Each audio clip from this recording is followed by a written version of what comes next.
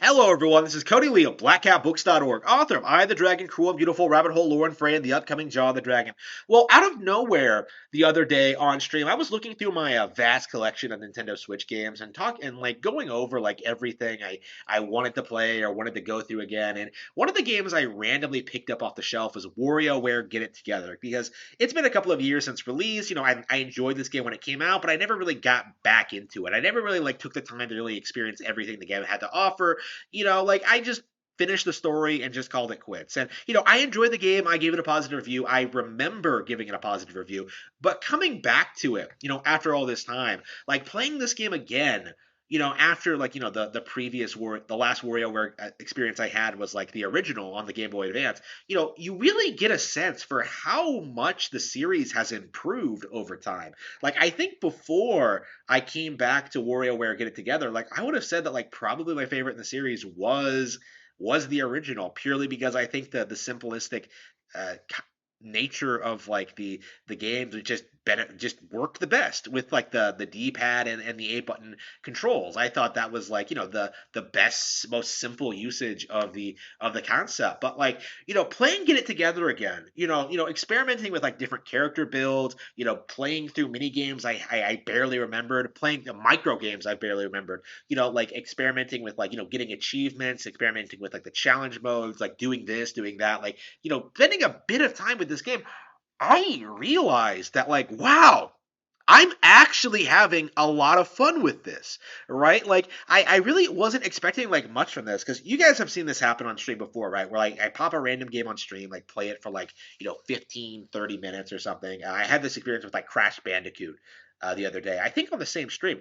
I played it and I was just like, oh yeah, this game is trash. And then like I just put it away and like play something else. But like WarioWare Get It Together was just a really surprisingly good experience. Like it was surprisingly complex with like its wide range of characters, with its micro games, the utility each character brings those micro games, with like just the sheer amount of like variety when it comes to like the difficulty of each and just how they balance against each other. It's like it's insane, honestly. I feel like if you really commit yourself to playing Get It Together, you can really spend a lot of time like just playing around with every single combination and like really having a blast just with the goofy things that you sometimes will have to do with the way some of these characters move. It's incredible that this game has like such a vast array of characters that are just completely different in every way, shape, and form. And I just find myself just like taken aback by just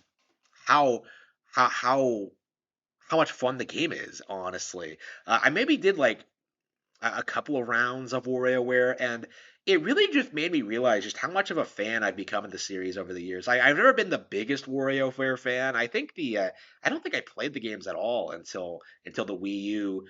Yeah, my first WarioWare game was Game and Wario, if that tells you anything. And then of course like they released the original on VC, and then like I picked up Smooth Moves. There are actually still I own WarioWare Gold. There are actually still quite a few WarioWare games I don't own. I don't own Twisted. I don't own uh, DIY. I don't own a lot of them. Like they're just not a.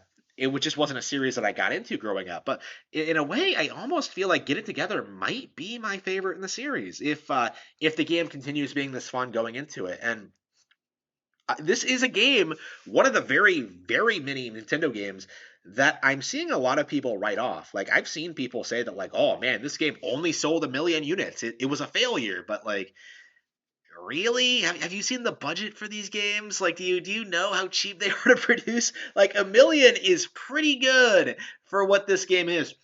I think this game is one of those Nintendo Switch titles that's just very super overlooked. I think this is one that I hope a lot. I wish more people would discover and play. It's one that I certainly am having a lot of fun with.